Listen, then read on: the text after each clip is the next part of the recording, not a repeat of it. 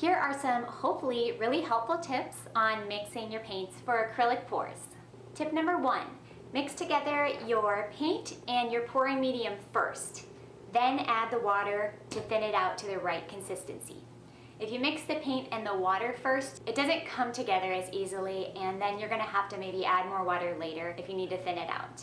Tip number 2, use the wide craft sticks as opposed to the thin ones. They mix faster and easier. And if you've done any fluid art, you know that there is a lot of mixing.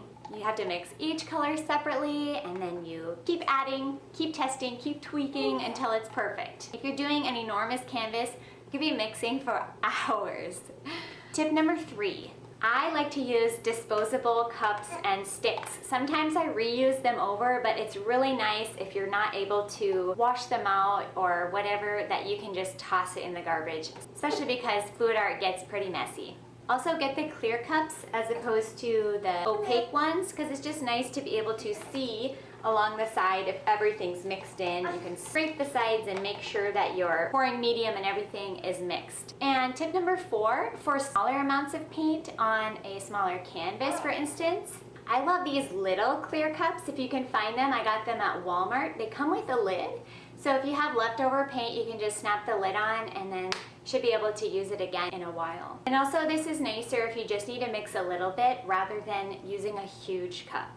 Tip number 6, mix your paints 1 or 2 hours or even a day ahead of time if you have the patience to wait before you do your pour. Right after mixing, there tends to be a lot of air bubbles in the paint, and if you wait, those air bubbles tend to surface and get out of there. However, sometimes you just last minute need to whip up some paint and you can't wait to do your art.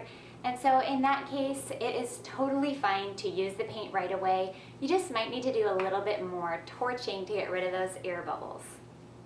Tip number 7, mix your floetrol before you add it. If you use this as a pouring medium, sometimes it can get little clumps in it, and I know some fluid artists strain it through some cheesecloth or something before they add it to their paint.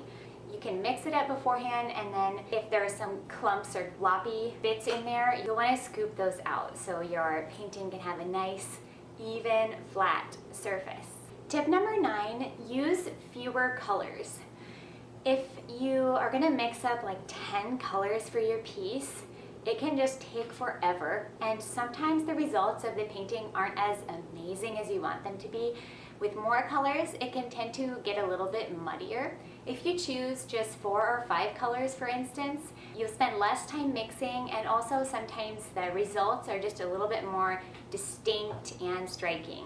You don't need a lot of colors to make a really neat piece of art. Some of the colors will mix together to form other colors, and you'll get a lot of variation with just a few. However, that's not to discourage you from using a lot of colors. It's just a tip to save you some time mixing. Tip number 10, cover your workspace with a trash bag or a plastic tarp.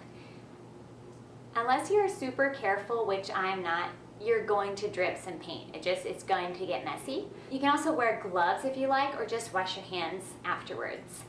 And one little bonus tip is that you can buy these handy dandy bottles on Amazon. I'm sure you can find them in a craft store as well.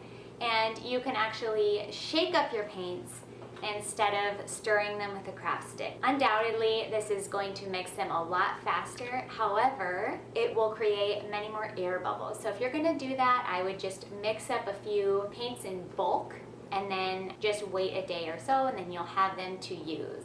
That's all for today. I hope a couple of these tips were helpful for you. If so, give this video a thumbs up and consider subscribing for tons more mini lessons like this to help you on your acrylic pouring journey. Thanks for being with me today. Take care, God bless, and go make some art.